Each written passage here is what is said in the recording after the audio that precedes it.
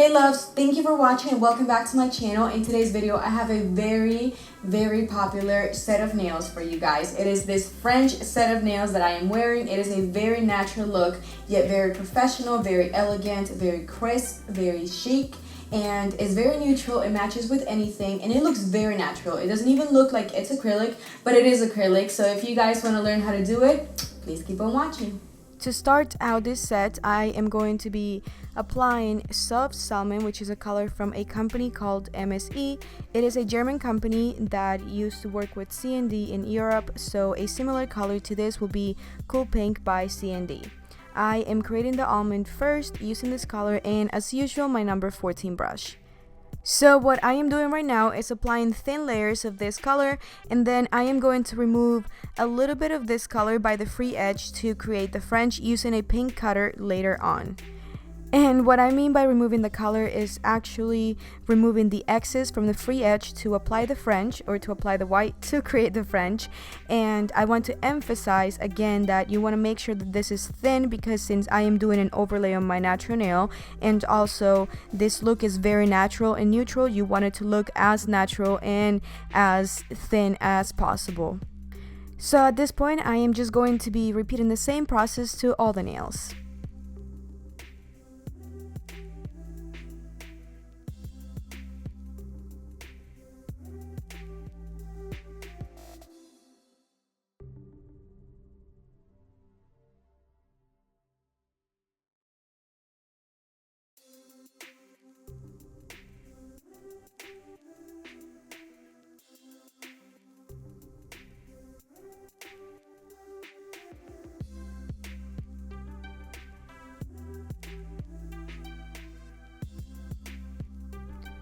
This is the tool that I am using to remove the excess from the free edge to create the French, and this tool is really convenient. I've talked about it previously on my other videos, and this just facilitates the reverse method. For us, it's optional. Obviously, you can do it by hand if you prefer. And to remove the excess, make sure that the acrylic is semi-dry, not too wet or too dry.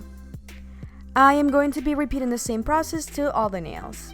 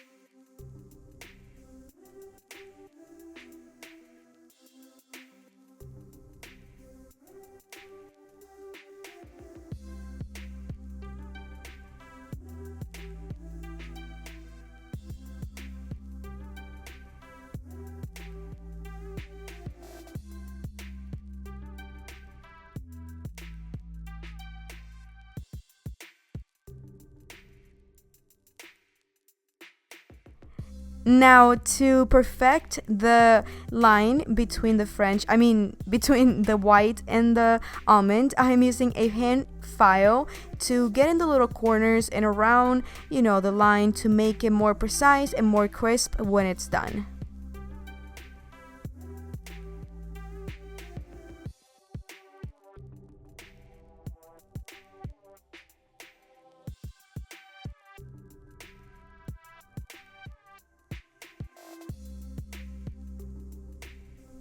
After I'm done correcting the line, I am going to be applying white acrylic on the free edge of all the nails, and it does not have to be perfect. You just want to make sure that you get to the corners and everything. And I also want to make sure that I drain the liquid before I apply it. That way it's more manageable. I am going to be repeating the same process to all the nails.